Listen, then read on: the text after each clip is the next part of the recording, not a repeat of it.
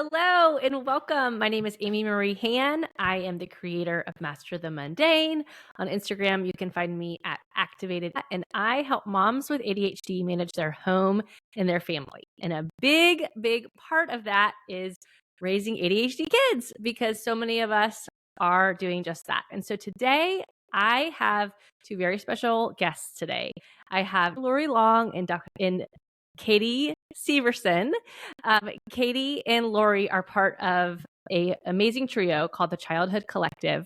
They create content on Instagram and have courses designed especially for parents raising ADHD kids. You also have probably listened to them on their podcast, Shining with ADHD. So today, they are here with me today to talk about helping our kids with schools. So welcome, Lori, and welcome, Katie.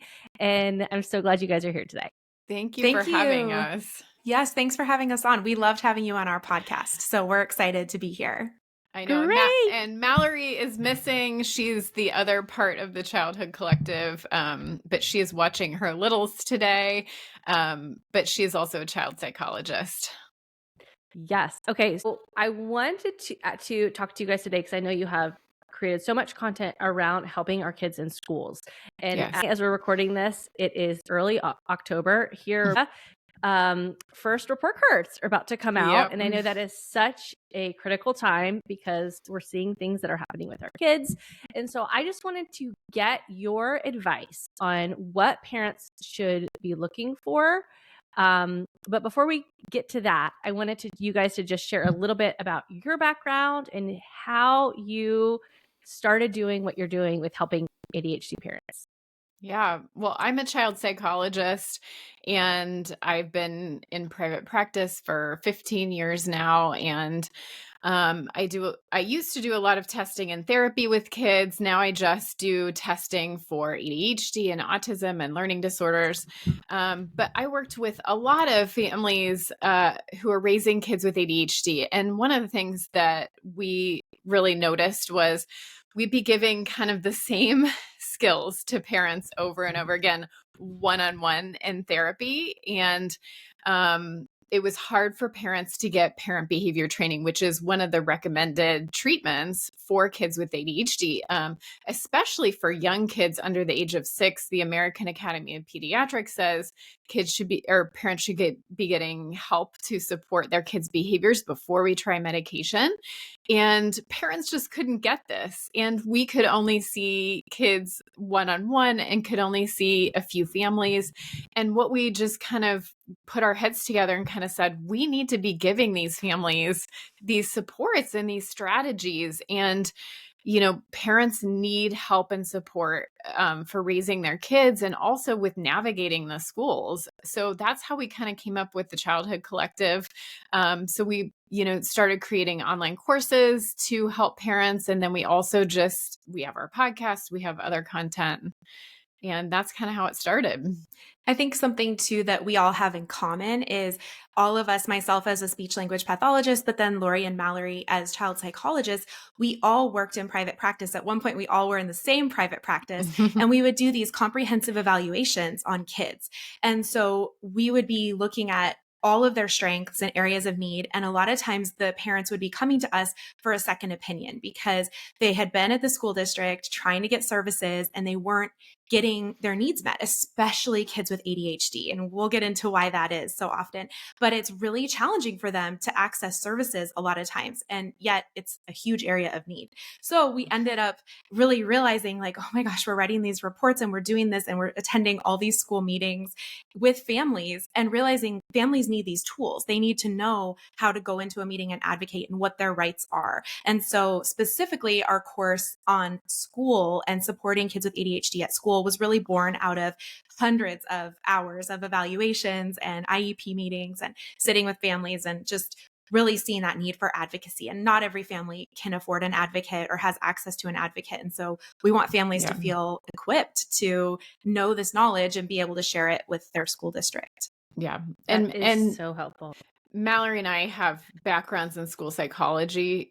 So that's our training. And we've worked in the schools, supporting kids in the schools. And we've also worked in private practice. So we kind of have that ability to sort of understand both sides of the systems, which I think is so important for families, because they will go into the schools with a medical diagnosis, and there's just differences in how they do evaluations, how they support kids.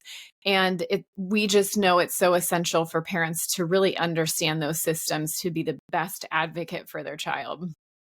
That is so important. So, a little background on my family. So, I have 3 kids. My 2 boys are in public school, but we started public school late in the game. So, my oldest, he was mid 5th grade. So, though all 3 of my kids have diagnosis, neither of my boys has an IEP or 504. We're just starting that process now just to get it on the books. But even knowing all the things that I know, it still can feel like it feels like there's these certain words that you're supposed to say, especially because, there's a lot of withholding unless you kind of say the right things and do the right things. And so I love what you guys are all about, and helping, and that experience of being on the school side is so valuable.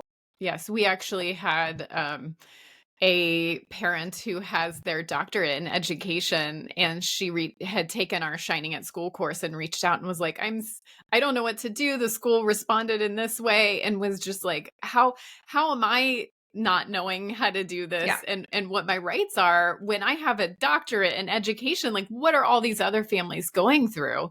And it is the laws are very complicated. And Katie and I know we've gone to, as she said, so many IEP meetings, contentious IEP meetings, and we still struggle. So again, we know how important it is for families to feel supported. One of these things that I see a lot in talking to parents is just this expectation that we should be able to be like occupational therapists or physical therapists, right? I know, right? Or the ability to do all these things that like you can't do all the things. Like there are people that have gone to school for many years to learn how to help kids in these certain ways. I know. Well, and I think for anyone that's listening, just knowing that even as a professional in the field, I worked with kids with ADHD for at least the last 12 years. And then I had my own kids and they got their diagnosis, and it's just totally different. So even everything is almost like, oh gosh, like how do I even apply this? And my husband will ask me like, well, what should we do? And I'm like, oh my goodness, like it's so much easier when it's not your own family. So it might feel like you're at a disadvantage if you don't have a master's degree in speech or OT or something, but it's just, no matter where you are, it's a lot. Like parenting ADHD, navigating the school system, it's a ton. And there isn't maybe enough training in the world to fully prepare you to just get it right all the time. Yeah. And we always tell families, like, you don't need a law degree. You don't need a child psychology PhD. Like half the stuff I learned is like so useless, to be honest. And the majority of it I learned in the trenches with families or being a parent myself. So to be honest, a lot of the parents we work with are so well educated from just reading up on stuff. And it does feel overwhelming, but you don't need to have like special degrees to be able to support your kids. You just need to know certain things. There's parents waiting to see how things are going and how they're doing. What are some red flags that you might see at this time of year, hearing from parents or hearing from students, that would cause you to tell parents that they might need to take some action towards interventions? This is definitely the time of year. It's like October hits and the phones are ringing off the hook in my private practice. Parents are panicking, and it's usually for a variety of reasons. For kids with ADHD, it might be that their grades are going down. A lot of times, they are actually doing well in school. They have really great knowledge, but they're not able to show what they know in school. So that's either because they're not completing assignments. So they might be just not starting tasks, not finishing their assignments. They might not be bringing their homework home. So then they aren't getting homework done. Sometimes they work all night for hours on end with parents through a screaming battle. And then they go to school and they forget to turn the homework in. And so they're missing points because of those things. Many families are saying, like, my child's losing recess because they don't bring their homework home. And so they have to get it done during recess time. So you have kids with ADHD who have more of a need to get out their energy and have that outlet that aren't getting it during their school day, which is making the behaviors even more challenging. Another thing that we see a lot is kids are doing actually pretty well in school, but they're coming home and really falling apart. So if you know that your child's, maybe their grades aren't really suffering at this point, but they're coming home and they're really dysregulated and they're just sort of unable to kind of control themselves at that point, that's usually a sign that there's more going on at school and that they could use support. And that's not always indicated in grades, because a lot of our kids with ADHD are really good at kind of pulling it together in that moment. And then later you have this collapse. And so just keeping in mind that home is a piece of that puzzle. And so if your child is struggling at home after school, that may be a sign that they need additional support during the school day to help them so that they're not so exhausted. Yeah. And in more difficult cases, kids are having more severe behaviors. They're maybe becoming aggressive at school with other kids. They're being disruptive in the classroom. You might be getting phone calls constantly about you need to pick up your child and dreading every time the phone rings. So that can happen too. And sometimes it's not even happening during classroom time. It's happening during recess or specials or unstructured times of the day. But it's still happening, and it's still resulting in your child missing time at school because they're being sent home or whatever is going on. So, okay, so you see these red flags, and what next? What kind of the first course of action that you would encourage a parent to take? I think one of the first things that we want parents to understand, and we've sort of alluded to this already, but it's really important for parents to know that grades or your academic performance are not the only thing that should be looked at in deciding if kids need help at school. So again, a lot of kids with ADHD, there is a big overlap between ADHD and learning difficulties. So things like dyslexia, math issues, writing.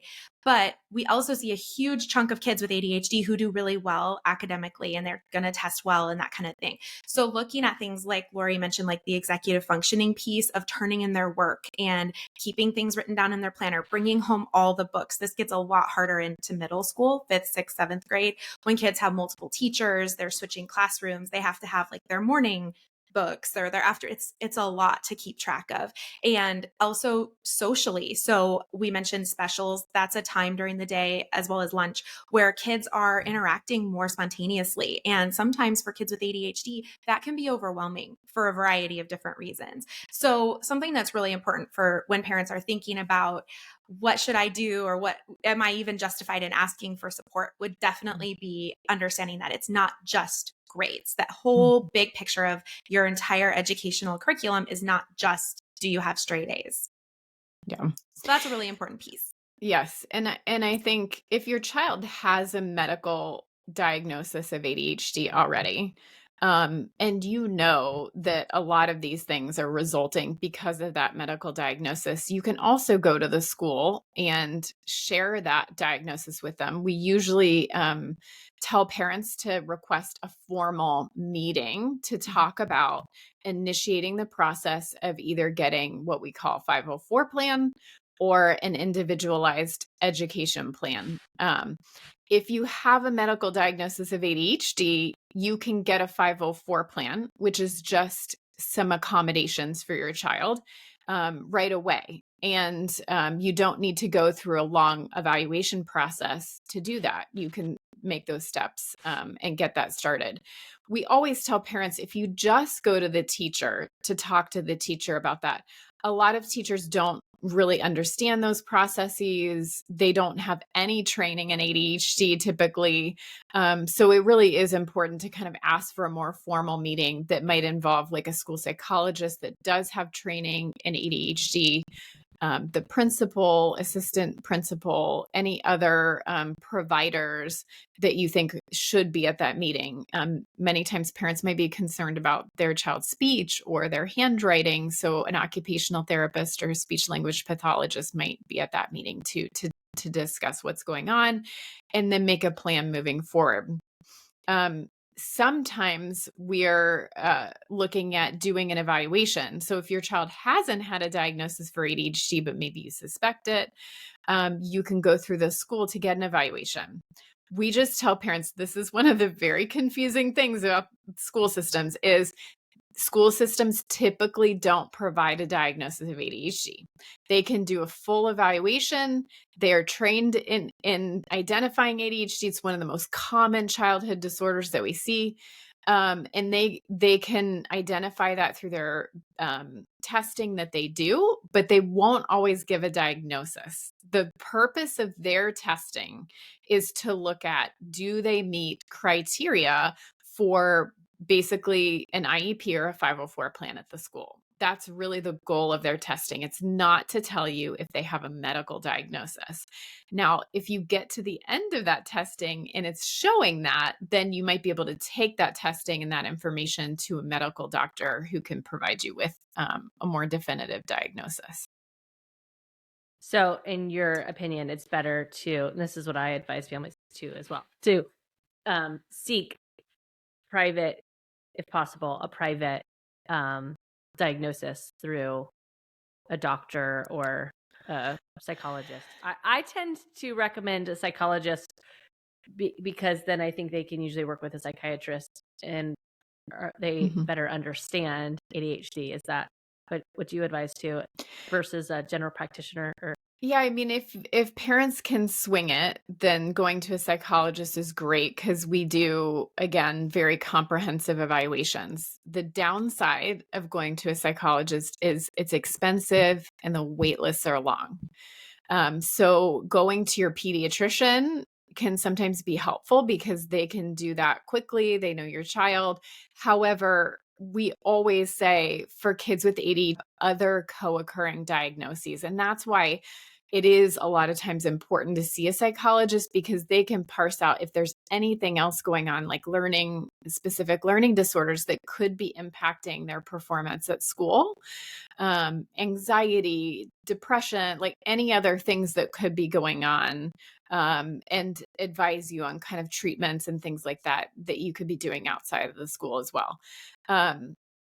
You can go to a pediatrician and get a screening or a psychiatrist. They're not going to do as much testing, but you can go to the school and have more thorough testing done for free, that you can use as well. So again, it sort of depends on your finances and how long you're willing to wait and availability in your area and all of that. One of the reasons why we haven't started a plan for our kids is because we found teachers, thankfully, have been pretty accommodating. They've gotten good teachers. Yep. And that's kind of like the luck of the draw.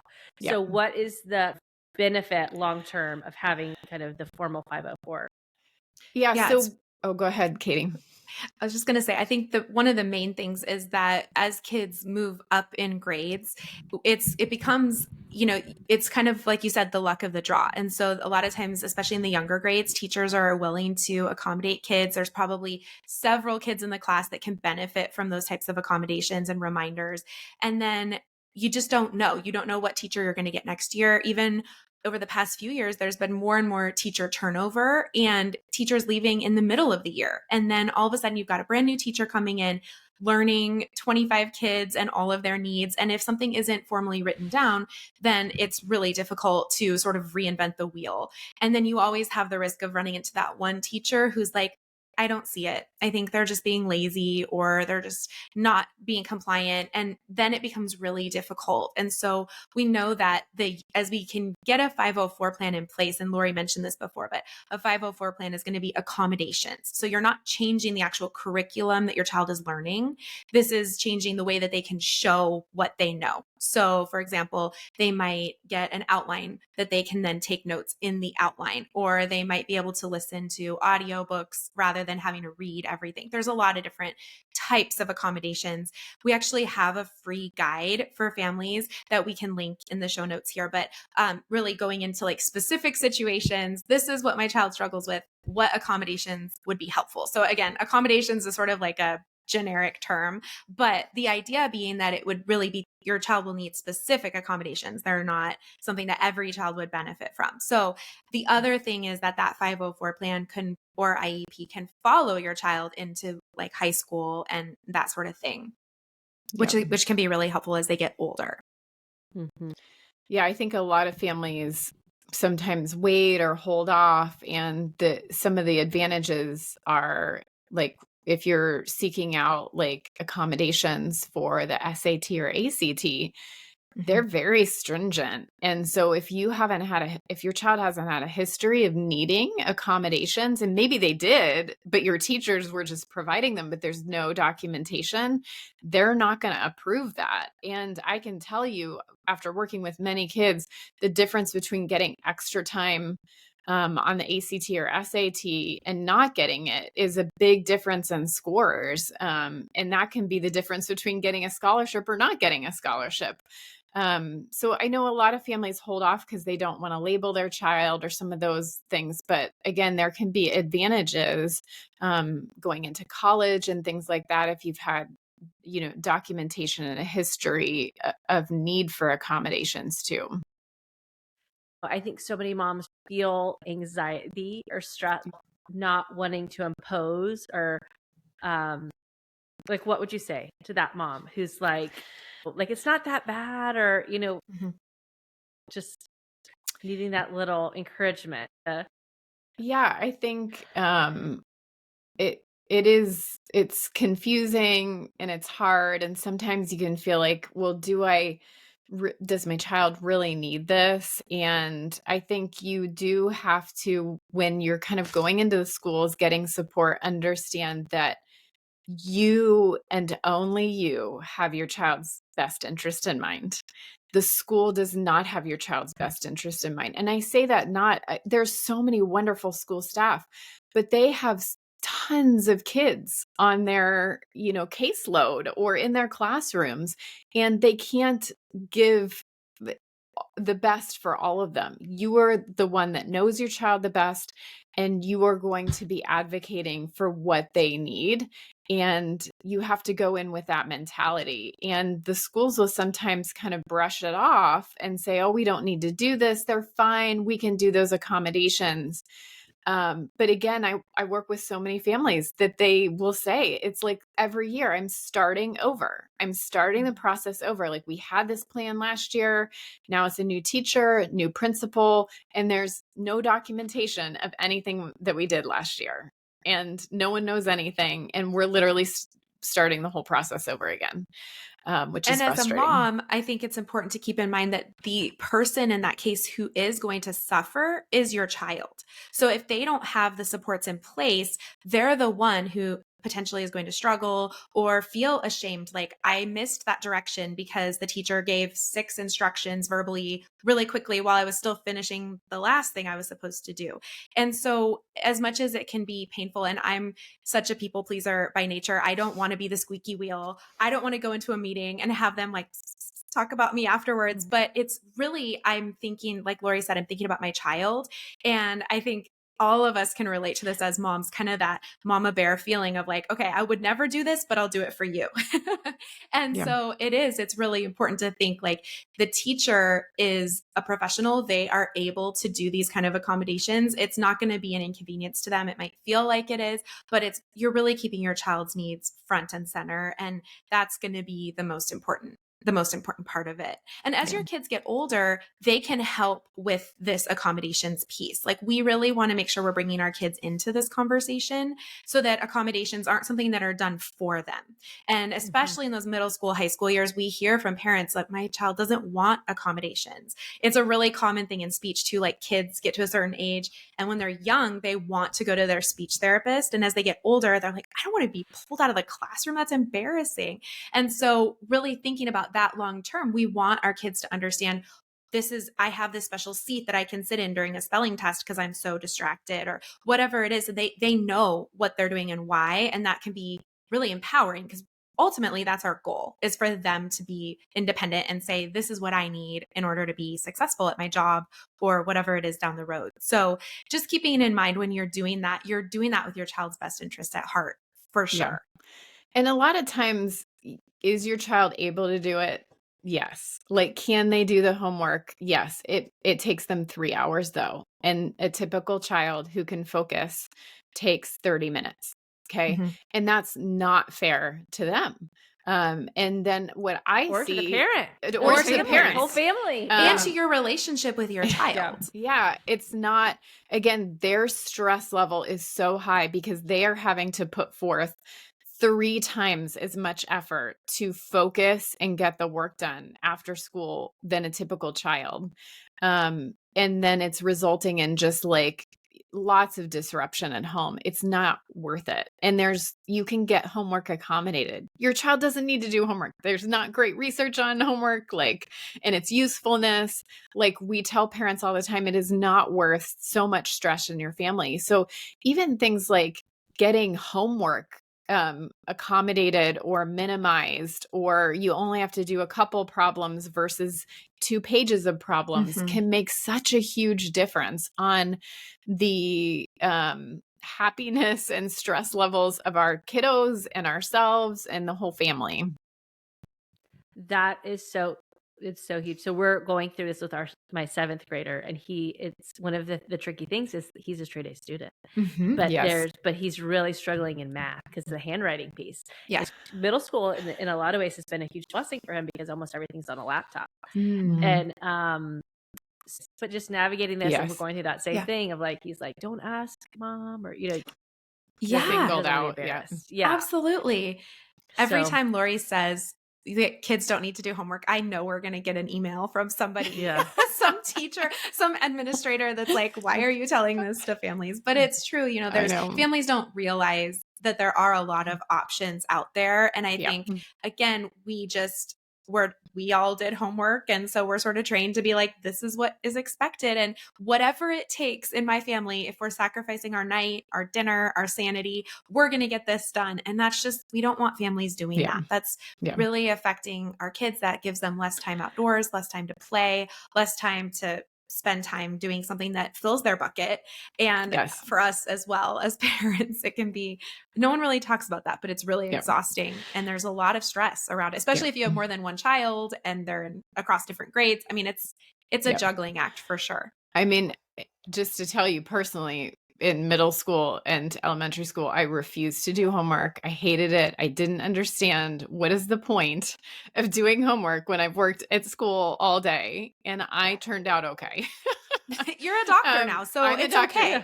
Like, hated homework, did not want to do homework, refused. It was a struggle for me too. It can feel really frustrating, especially for kids that are straight A students and they don't need to practice how to do long division with 10 problems when they can show it in one, right? It's like an ADHD nightmare. You know how to do this, now do it over and over and over and over. It's the same every time. It feels like torture. It does. And I think so few parents know that that's an option, that they can.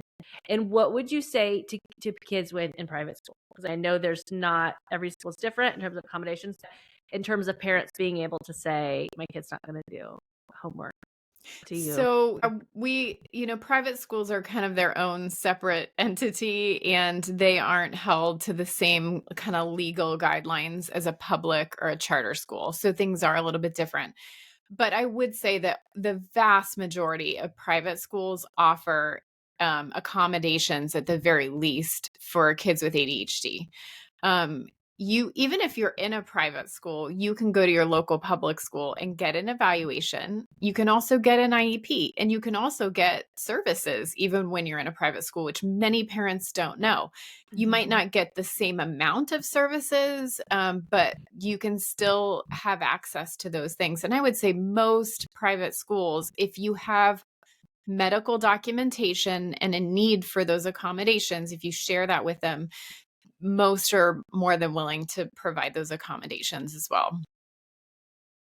That's awesome. That's really good to know because I know that a lot of parents Oh. worry, but I wish more parents knew that it was an option that they could push back on homework.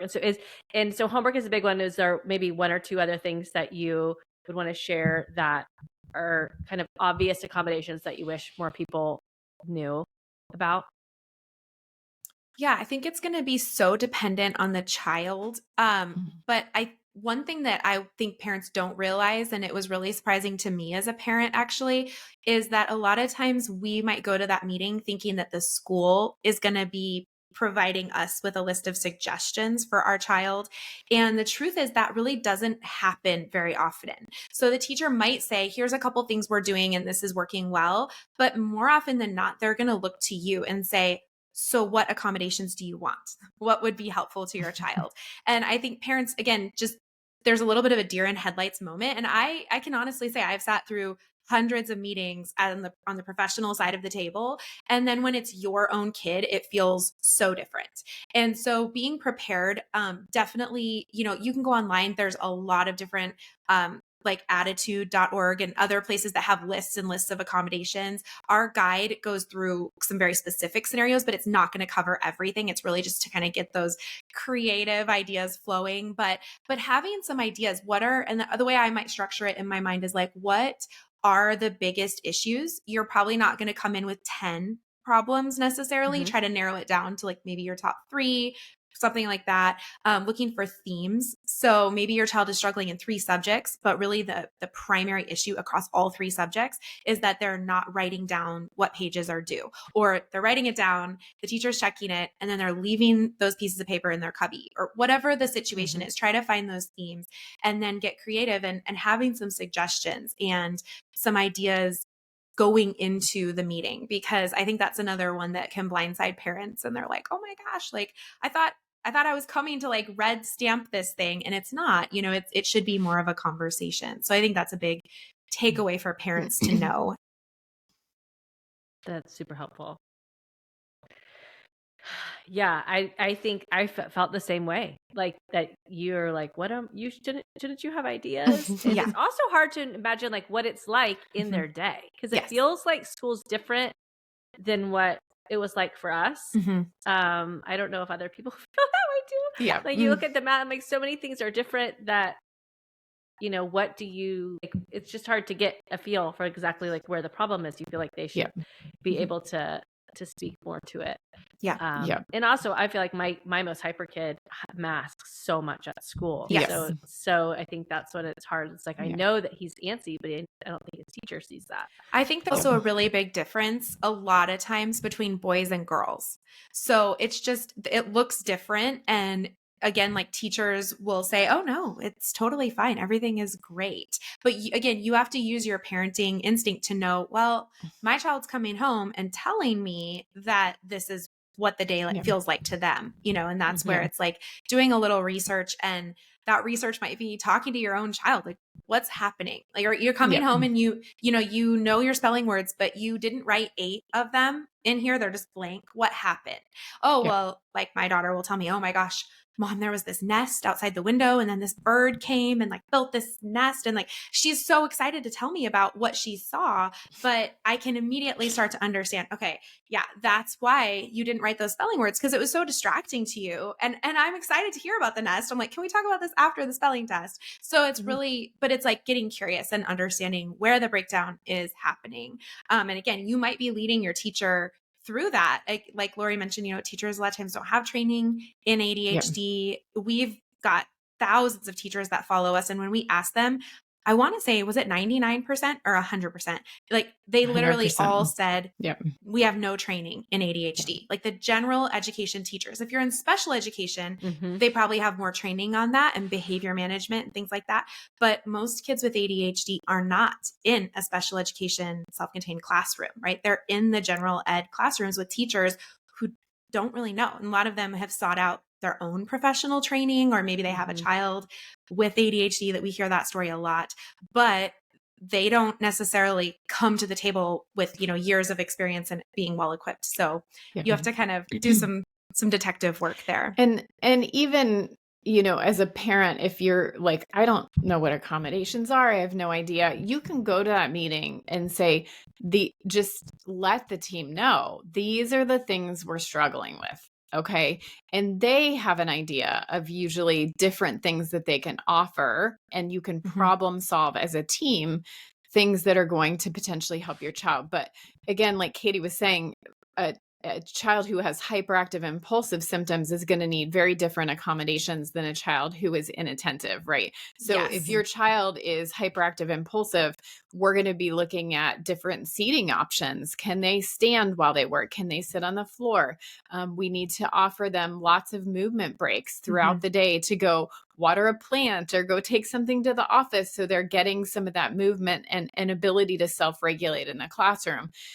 Whereas a child with inattentive symptoms might need some supports with initiating a task. They might not have been paying attention to instruction, so we want to make sure the teacher is following up with them afterwards to make sure that they understand what they're supposed to be doing, and maybe give them a prompt to start on whatever it is that they're working on.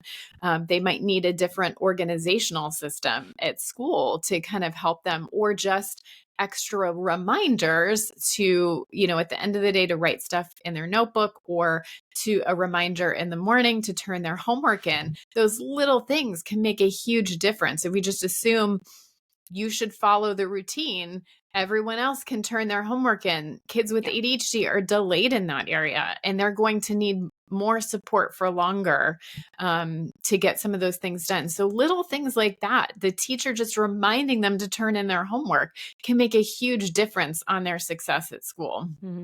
That's so helpful. Well, oh my gosh, this was so helpful. And I'm excited. I haven't downloaded that guide, so I'm going to download that guide too and check out the accommodations that you recommend. But so you guys, please share with everyone where they can find you, because you have so much great resources and tools to share. Well, our main area that we share stuff daily is on Instagram at the Childhood Collective. You can find us there. We're on stories. We make videos, lots of amazing content there. We have a podcast, Shining with ADHD, that you can find in wherever you listen to podcasts. Again, amazing information there. And then our website, thechildhoodcollective.com, we have all of our free guides for parenting ADHD, for school accommodations, and our online courses, Creating Calm and Shining at School with ADHD, are at our website. Awesome. Thank you guys. And for those who are watching this live, you can comment collective here, and I'll send you the links to everything that they share today that we talked about.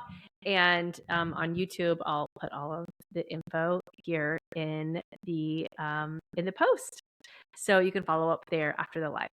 So thank you guys so much for joining, and I appreciate this. I learned so much, as I'm sure that everyone is watching did as well. Thank you so much.